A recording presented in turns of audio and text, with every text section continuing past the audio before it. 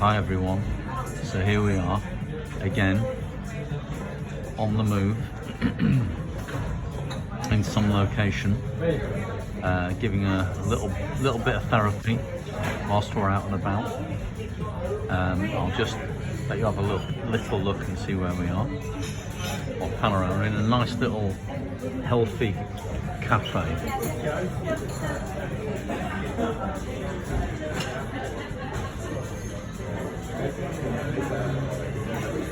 Very nice place, lovely food, and it's in a big shopping centre in Spain called La Cañada.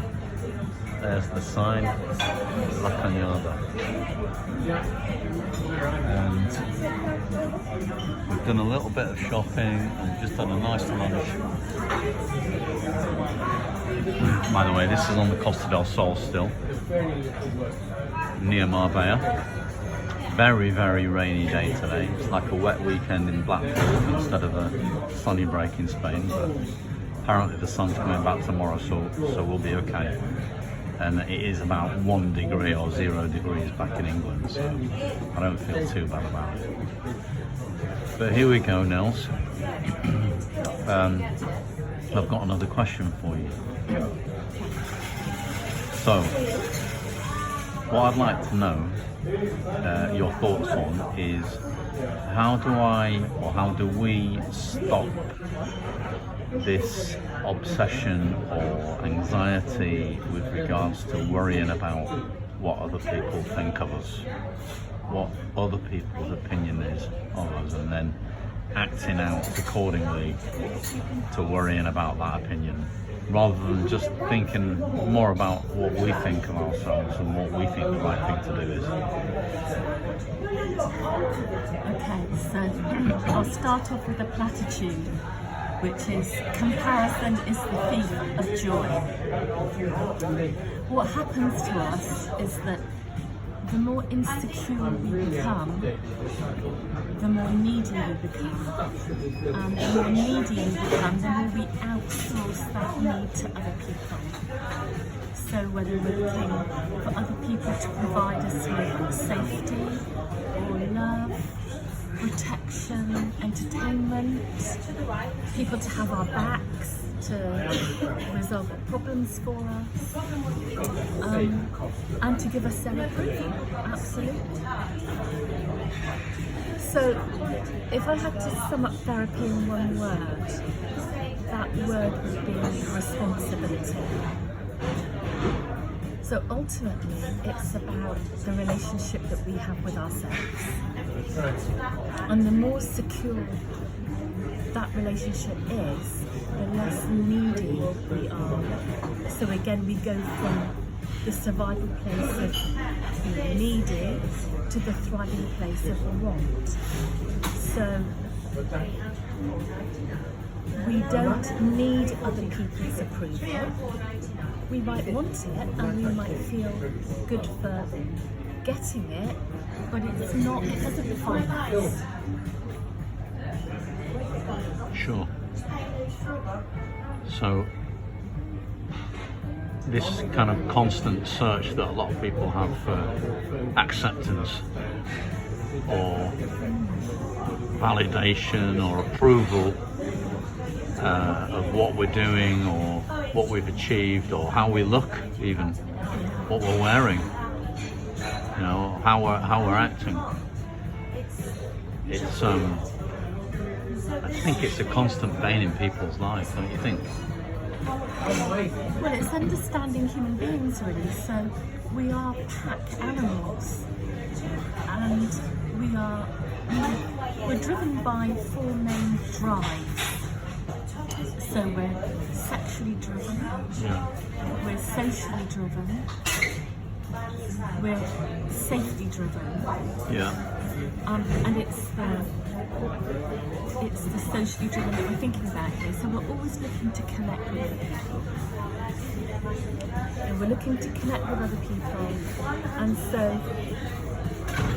belonging to a group, whether it's a family group, a friendship group, a WhatsApp group, a football club, whatever it is, we seek that sense of sameness again, because there is comfort in feeling the same as, rather than having the confidence to be different to. Yeah. And I think the social media has exacerbated this concept of comparison for us all. Because when people post things up, you're seeing the very best of what they're doing. You know, something that they may have been practicing for days and days and days, and then they achieve doing it, like getting a ping pong ball into a cup at the end of the room. And so it's very easy to feel a sense of inadequacy. What am I doing with my life? Why can't I get a ping pong ball into a cup at the end of the room?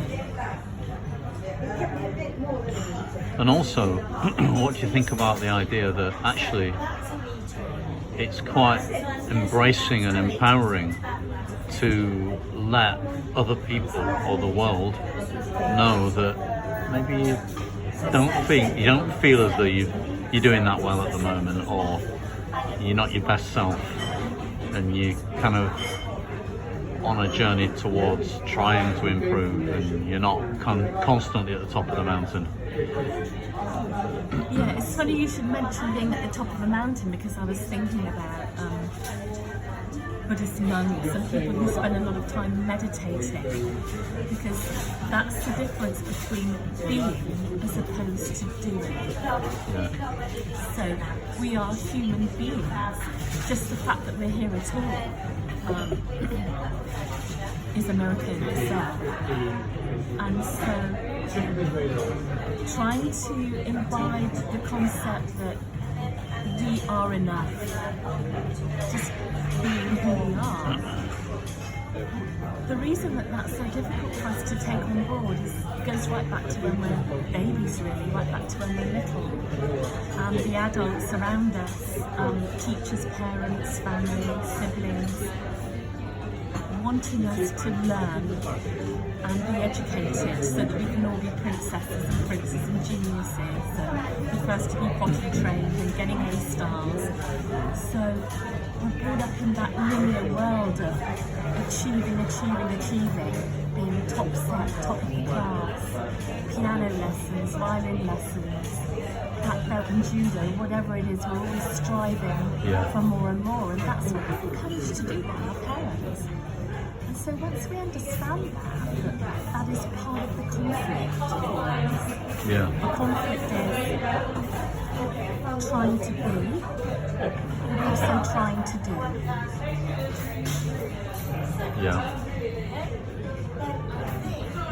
And just moving away from that idea of achieving, going a little bit more towards the idea of just being liked, you know.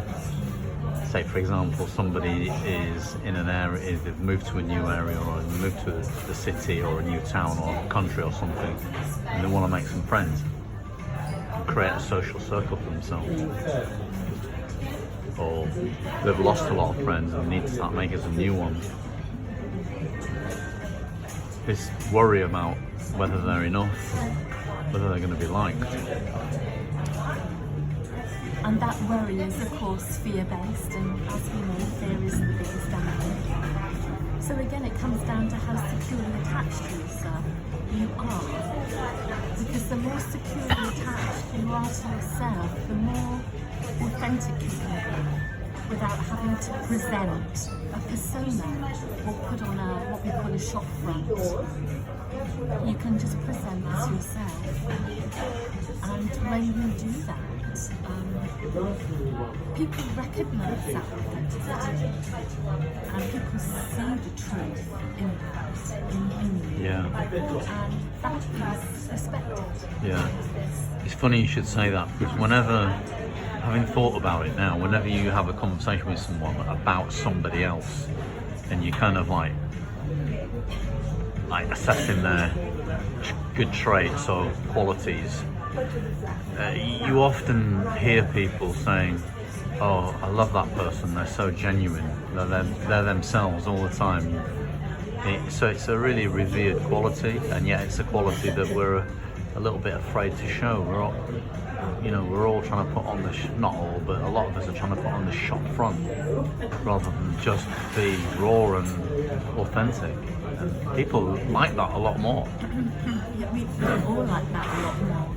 Unfortunately, in the workplace especially, and some industries in particular, such as the entertainment industry, the hospitality industry, and the corporate world, where there is,